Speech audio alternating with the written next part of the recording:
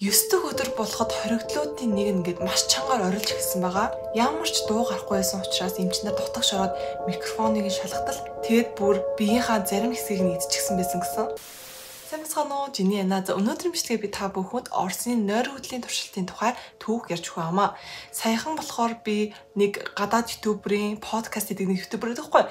Тэрвэр ингээд подкастын сонсож үзсэн чи яг энэ түүхийг яриад тэгээд надад аягүй сонирхолтой санагдсан байхгүй юу? Бүр ингээд сонсоол цаашаа бүр ухаад баймаар тэгээд та нарт бас сонирхолтой санагдаж магадгүй гэд ингээд аваад ирлээ. За тэгвэл бүгдээрээ бичлэг руугаа орцгоё. 1947 онд Оросын эрдэмтэд хүнийг нойр хүргүүлэхгүй нөлөөтэй тийм хорт хийх зохион бүтээсэн байгаа. Туршилт нь нийт 15 хоног явагдсан. Гэхдээ яг үндэ төлөвсөн хугацаанд 30 хоног байсан. Гэхдээ тэндээ хүрч чадаагүй байгаа. За тэгвэл би одоо та бүхэнд энэ аимшиг туршилтын тухай ярьж өгье. Энэхүү туршилт нь дэлхийн 2 дугаар дайны үед эх орноосоо урвсан хууль зөрчсөн нийт 5 хоригдлыг оруулсан байгаа. Анх тэднийг туршилтанд оруулахдаа та нар үнэхээр азтай. Та нар хизээж унтахгүй. Энэ туршилтанд орвол ер бусын хүч чадалтай онцгой хүн болох боломжтой гэж анх хэлж ирсэн байгаа. Туршилтын өрөө нь хоригдлуудад гэхэд үнэхээр цэвэрхэн тэгээд тэр даав маав дээр мөрийн нөхцөн бүр сар идэх хоол уун тэгээ бүх юмуд нь бэлэн байсан байгаа. Тэгэд энэ нь болохоор хоригдлуудад маш их таалагдчихсан. Бас тэдэнд амласан нэг зүйл юу байсан бэ гэхээр хэрвээ энэ 30 хоногийн турш унтахгүй байж чадвал та нарыг шоронгоос чөлөөлнө гэсэн байгаа. Тэгээ бараг насаараа хоригдох хүмүүс чинь шоронгоос чөлөөлөгдөн гэхэр чинь зөвшөөрөл зөвшөөрсөн байгаа. Тэгээл ингээд хоол унд ингээд бүгд байх чинь тийм үстэй. Тэг ер бусын хүмүүс болж чадна гэхэр чинь угаасаа ямар хүнл үгүй хэвдэ. Тэгээд тэр тавуулаа бүр зөвшөөрсөн байгаа. Тэгээд тэр үед хяналтын камер байгаагүй учраас тэр өрөөнийх нь гадна нь айгүй юм том цонх байсан байгаа. Тэгээд тэр цонхоор эрдэмтэд ингээд тэр 5 хүнийг ажиглаж исэн. Харин тэдний дуу авийг нь яаж сонсох вэ гэхээр ийм микрофонууд ингээд зүйлэгдсэн байсан гэж байгаа. Ингээд бүгдэнд нь. Тэгээ тэр микрофоноор дамжуулаад тэдний юу ярьж байгаа, одоо юу болж байгаа гэдгийг нь мэдчих болно. Өрөө хийгээд өргөх учраас тэр өрөөнд цонх байхгүй. Тэгээ ямар нэгэн юм одоо гарах, авиа гарах бүх юмнууд ингээд тагалсан байгаа. За эхний 5 хоног болохоор ер нь хоригдлууд айгүй хөвгөлтэй, бие биентэйгээ ярилцаад, гэр бүл, дайны тухай ярилцаад ер нь унтахгүй 5 хоногтоо айгүй дажгүй байсан байна. За харин 6 дахь өдрөөс эхлээд тэд өөрсдийнхөө бие болон сэтгэлдээ гарч байгаа тэр өөрчлөлтүүдийг микрофоноор дамжуулаад хэлж ирсэн. Сүүл рүүгээ тэд бусдтайгаа ярихаа болоо, дуу яриа ингээд цөөрөөд, ярианы өнгөнд бараан болоод өөрөө өөртөө шинэж ирдэг болсон гэж байгаа. Энэ нь тэд хийн нөлөө хүлээн авч байгаатай холбоотой. 9 дэх өдөр болоход хоригдлуудын нэг нь ингээд маш чангаар орилж эхэлсэн байгаа. Бүр 3 цагийн турш тасралтгүй орилж өрөөг тойроод бүр яг галзуу хүн шиг болсон байсан. Удаан хугацаагаар орилсоор байгаа сүулдэ түүний дуун хүртэл гарахаа болсон. Хүн болгонд үзүүлж байгаа туршилтын хариу үйлдэл нь өөр байдаг. Нэг нь болохоор хий хүнтэй яриад, нөгөө нь тасралтгүй орилоод, нөгөөт нь хумсаараа хан дээр зураад, харин бусд нь ямар нэгэн зүйл рүү ширцээр байсан. 12 хоног болоход ямар ч дуу гарахгүй байсан учраас эмчнэр дутагш ороод микрофоныг шалгатал микрофон нь ямар ч асуудалгүй байсан байгаа. За 14 дахь хоног боллоо. 14 дахь хоног дээр тэд үхсэн мэд ямар ч хариу үйлдэл гаргахаа болсон. Тэгээд судлаачид тэдний өрөөрөө бас тэгж ор шалгахаар болдог. Орж шалгахаас өмнө ингэж хэлсэн байгаа. Бид хаалгыг нээлээ. Хаалгаас холдоод шалан дээр хийрд. Хэрэг эсэргүүцэл үзүүлвэл та нар суллагдаж чадахгүй шүү гэж хэлсэн байгаа.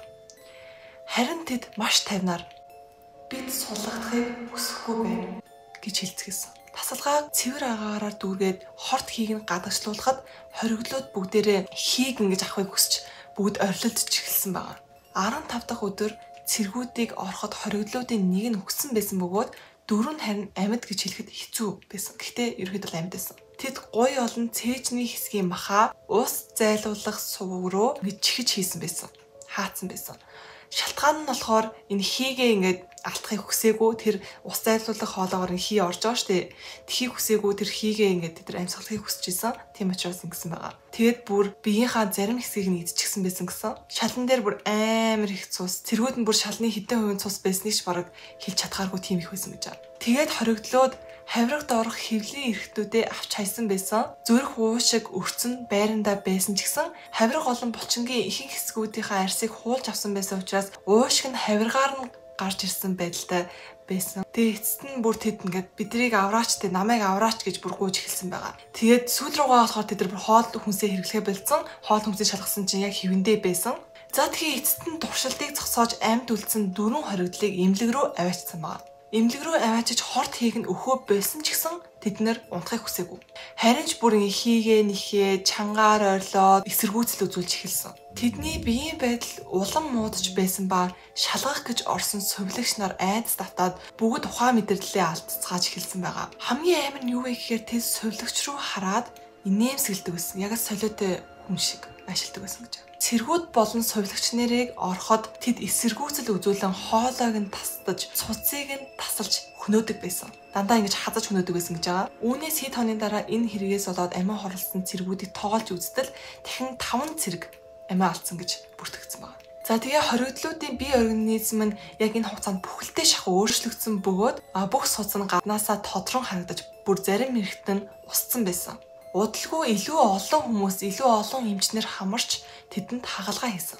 Хагалгаа хийсний дараа эмчнэр юу гэж үзсэн бэ гэхээр энэ хүмүүс хийгүүл бол амьдарч чадахгүй байна гэж үзсэн байгаа. 4 хоригдлын 3-ыг нь тархин өгчөж амьсгал хураасан. Туршилтыг хариуцж байсан судлаач нь хамгийн сүүлийн хоригдлыг буудах тушаал гаргаснаар түүнийг хөнөөхөр болдог. Тушаалыг гүйцэтгэхээс өмнө цэрэг хамгийн сүүлийн үлдсэн хоригдлоос нэгэн асуулт их асуусан байгаа.